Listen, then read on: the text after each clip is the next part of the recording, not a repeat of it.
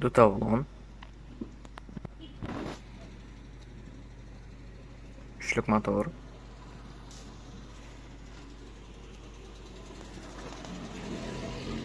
Yıl 2007. Degim Önkrel.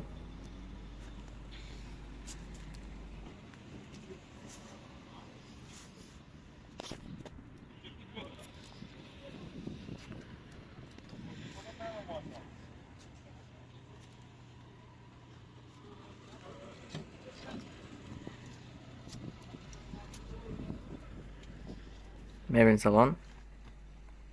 Salon arasaca. Siceniler mata. Çikoluk ısırılan. Yugan var. Elektrik de oldu. Probek 400 ming.